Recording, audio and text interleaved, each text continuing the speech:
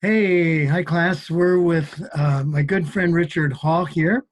He's from Eden Wesleyan Church. He's a revitalizing pastor, and God's been using him to do just a great work. It's a beautiful thing.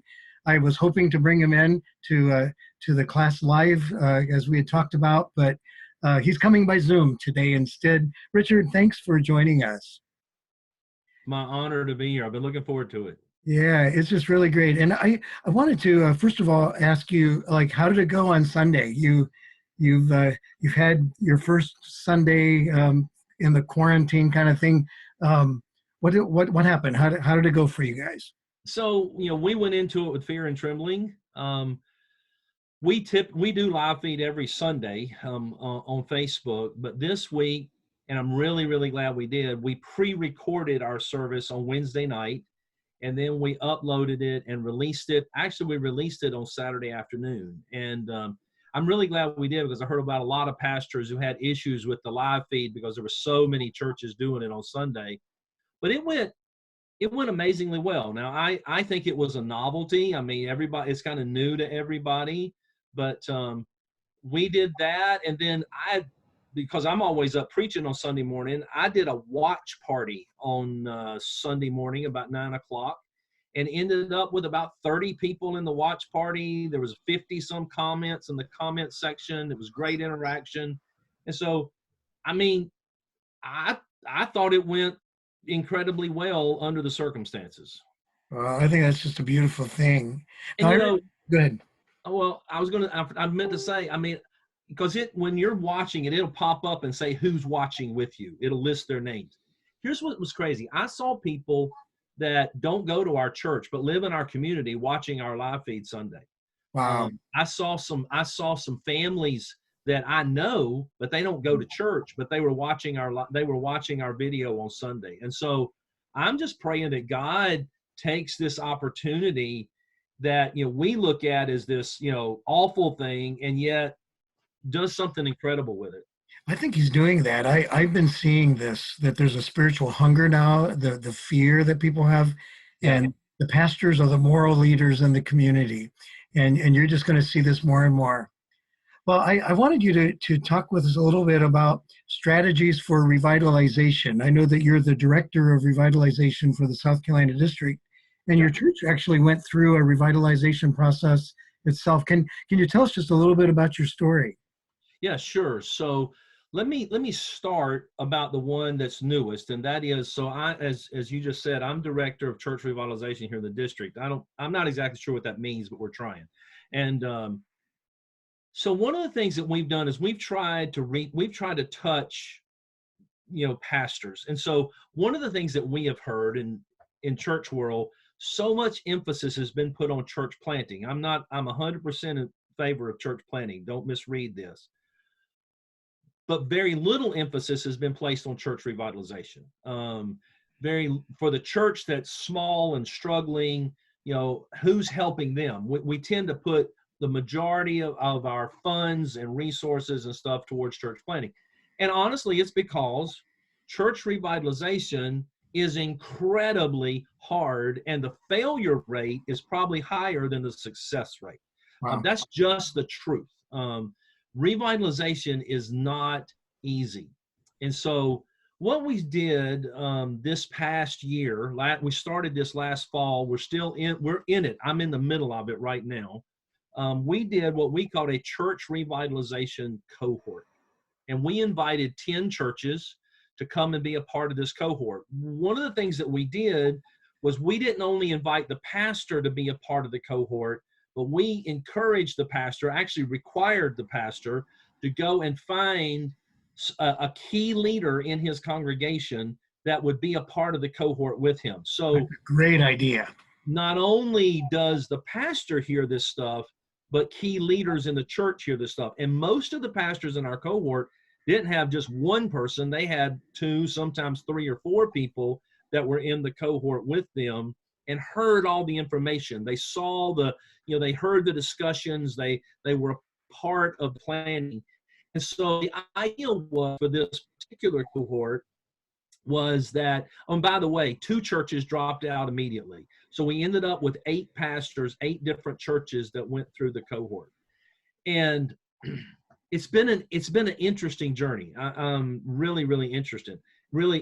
And so we had 8 sessions, and it took us 16 weeks to go through those 8 sessions because we met every other week. It was all via Zoom.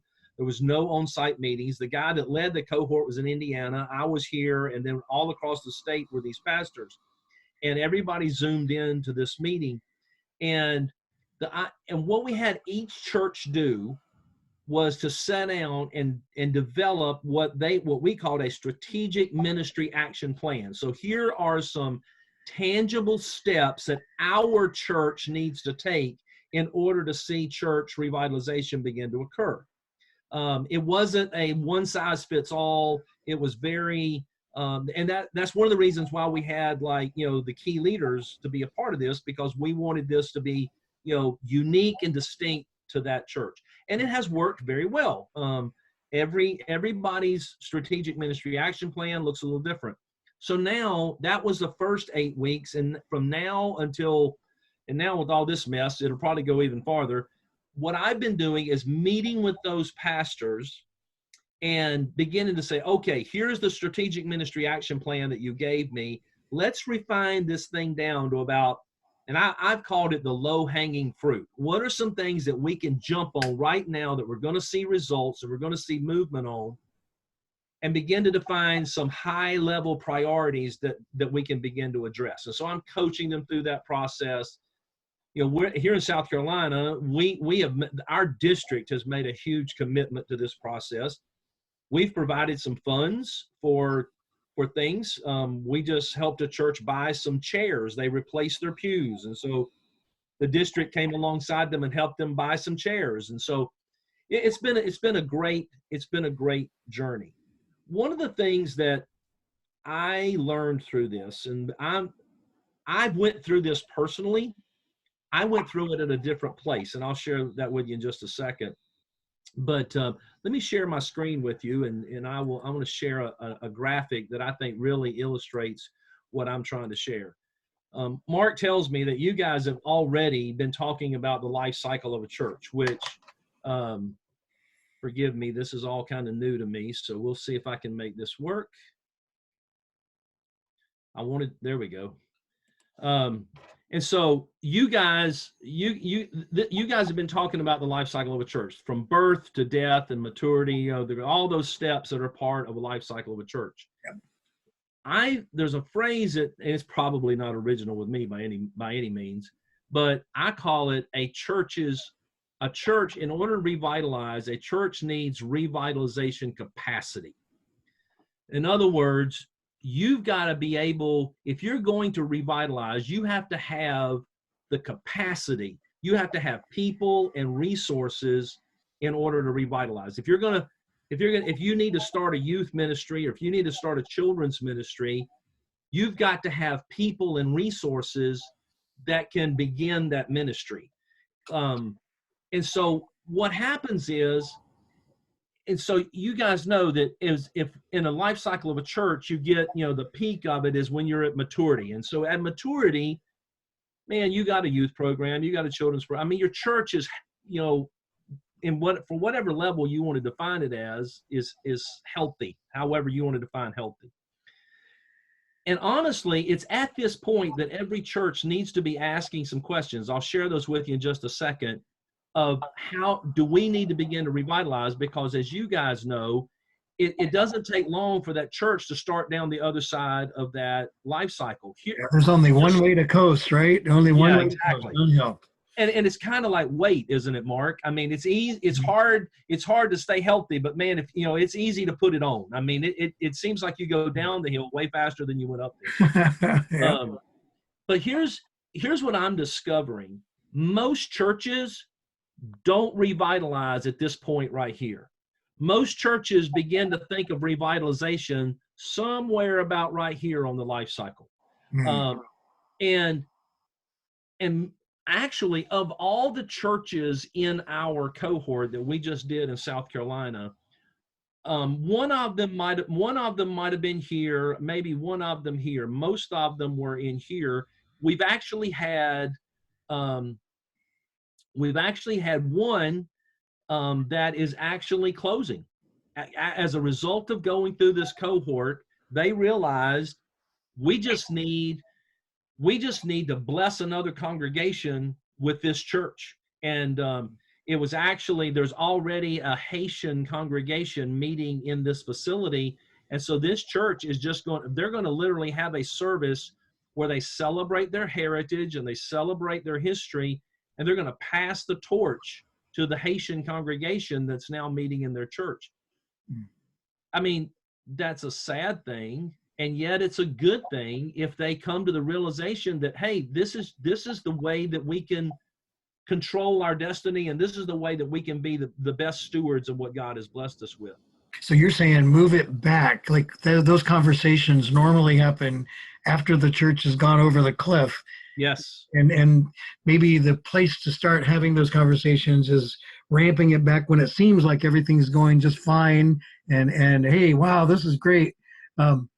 Yeah, that's maybe when the warning bell should be going off, but they don't usually, do they? No, and because what happens is when we get up here to revitalization, what happens is often financially we are somewhat, I won't say no church is rich that I know of, but I mean, at least we're stable. We're paying our bills, we're paying the pastor, maybe we've got a staff member, you know, but there's questions like, are we seeing people come to Jesus? You know, do we still reflect our community? Are we reaching our community? Or what kind of a mission outward focus do we have as a church? Those kinds of things all have to be answered. Mm-hmm. And because, and the reason I share this with you guys is this, and this is why when I saw this just really clicked with me. Because we tend to call all of this revitalization. And in reality, turnaround is different than revitalization. Restart is vastly different than revitalization. And you have to know where you are and what you're doing if you're going to be effective at that. And I think sometimes we make the mistake of trying to call restart revitalization, when in actuality, it's not revitalization at all. It is a complete restart, but we try to do it like a revitalization process, which I think only increases the failure rate. Oh, yeah. Yeah. So what gifts would you say are important to revitalize? What kinds of things would a pastor need to do to make that go the right direction, up in that top part of the curve? So here's what all the reading that I've done. I think I'll stop sharing this for a second. There's no point in sharing this any farther. All of the research that I've done, all the stuff that I've read on this, basically say that the key to revitalization really rests in the pastor. Mm-hmm. Now, I want to be careful how I say that, because I've been through revitalization, okay? And I'm an anomaly to this. So see, I didn't fit into this paradigm, but most people doing revitalization say if you're going to have successful revitalization, that there needs to be a change in leadership. More than 50% of the time. You can't have the same people that have done the same thing for X number of years suddenly decide that they're going to be radically different. I'm an anomaly to that. So I can say, well, not always, but most of the time that tends to be true. I think a pastor has to be, first of all, I think there has to be a restlessness in the heart of a pastor to not accept the status quo, to say, we've got to be able to step back and look at ourselves and look at our ministry and say, you know what, this ain't cutting it. This is not what God called me to do. I don't think this is what God wants us to be. And that there has to be this restlessness that says, something desperately needs to change here. We just can't keep doing the same thing we've always done, because we need, we need something different. There has to be, I think, boy, this has been true for me, a willingness to embrace something new and different. Hmm. Whether that's worship styles or just, I don't know. I mean, you have to be willing. You can't.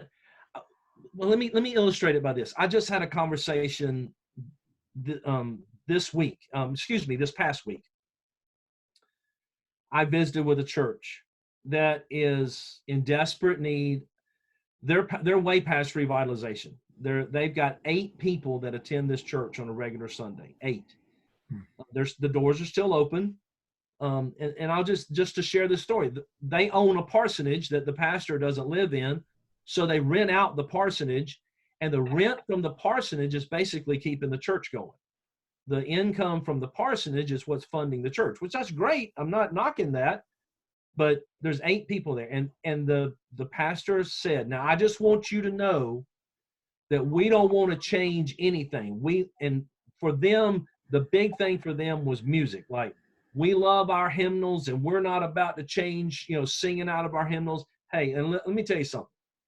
I think we've made a mistake that says going to contemporary worship or whatever is this magic pill that'll suddenly make our church contemporary and attractive to everybody. That's not true. That's just not true. You have to know your community and know who you are and know who you're trying to reach. But I mean, what struck me by that was, and that's the second time in my life, that first church that ever told me that is closed. They're done. That church has been sold. That's the second time in my life that somebody has looked at me and bluntly said, "We want to change, but we don't want to change anything. We want to stay doing exactly what we've always done." And that'll never work. That'll never work. If somebody said that's the definition of insanity. So, Richard, tell us your story about your revitalization at your church. You've been there quite a long time, and you kind of came to that spot where you said things have to change here. That must have been painful and difficult for you. That's an understatement, Mark. So I've been in Eden for 25 years. I'll be honest, I didn't. Everybody asked me how have you stayed there for so long? I didn't mean to. I didn't try to. It was never a plan. God just never told me to leave. There have been many times I wanted to really badly. I've had other churches call me and beg me to come and candidate at their church, and I just never felt clear to be able to do that. And so I guess it was about 2012. Eden is a church right now of about 140 to 150 people. On a big day, Easter's, we have 300 to 500, but in a sanctuary that seats about 100 people. Our sanctuary we're very rural, out in the peach fields, country church, very blue collar of all the people that attend here.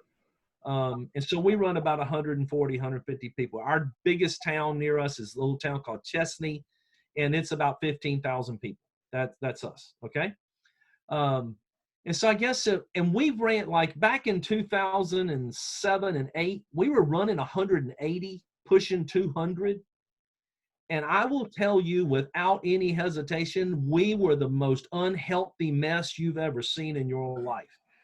I can remember walking through the congregation on a Sunday morning, begging people to go work in the nursery to watch people's babies, and people wouldn't do it, and families walking out the door because there was nobody watching the baby in a church of 180 people.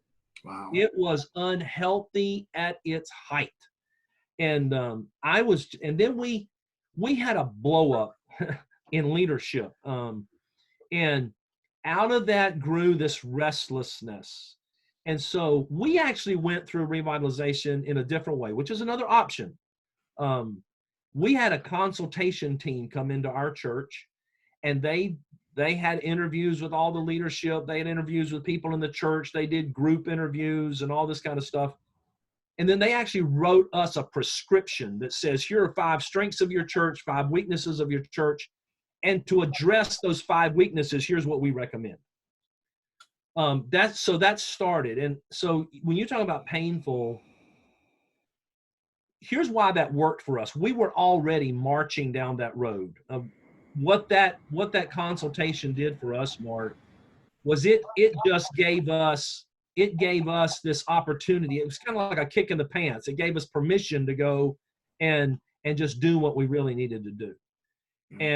But as a result of that, like the guy that did our consultation, the guy that led it was a guy out of California named Paul Borden. Some of you may have heard of him. And I want to tell you something. I about died on the Sunday that he presented this to our church.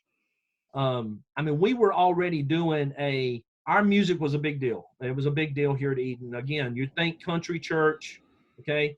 But we had already shifted. We weren't contemporary. We still threw in, some stuff. But, he stood in front of our church and said, this church is going to do contemporary worship. If you're complaining about the music, you need to shut up because we're not listening to you anymore. And I'm telling you, I'm pretty much verbatim saying what he said. And I wanted to crawl under the front seat through the floor because I was like, I'm fired. I'm done. This is over. Well, what happened was it was that among a lot of other things. But man, when we started the consultation process, we had dropped way down. We were running about 100. And during that first 6 to 7 months, we lost about 30 people that just left and went to the church down the street. Wow. And I'm talking deep friends of mine, people that had served on the church board, people that had been coming to that church, coming here to Eden since they were born.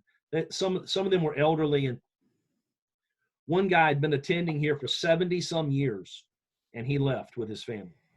That I want to tell you, I shed some tears. That hurt. But here again, I go back to that chart when we talk about revitalization and revitalization capacity. There's usually a reason why churches get stuck or churches start down over that slope and start down that slope. And a lot of times it's either leadership or it's control issues within the congregation of people who want, they want it their way. They want to control things.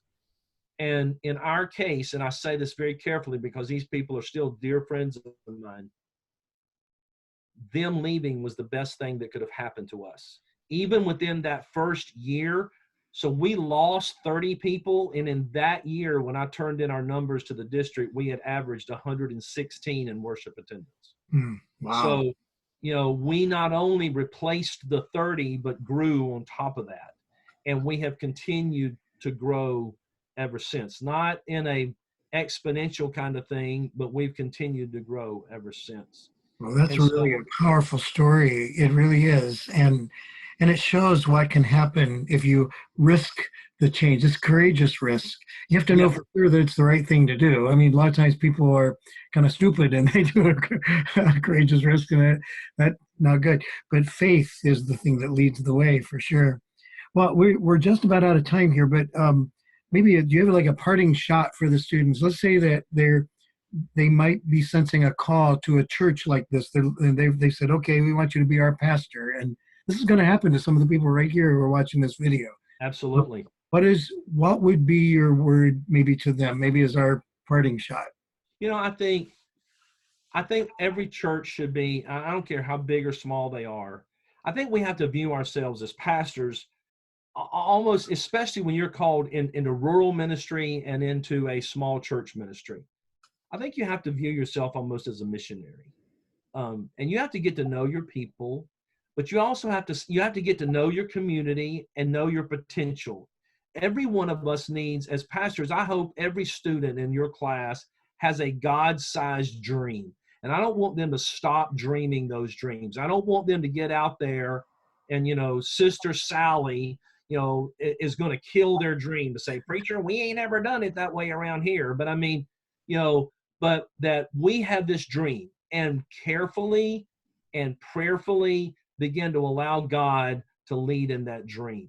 I hope and pray that there is right now I sense a turn in the Wesleyan Church, which I'm a part of and you're a part of, Mark, that there's this turn even in our denominational thinking and our district thinking, that we need to begin to look at, these smaller churches and how can we resource them? How can we help them?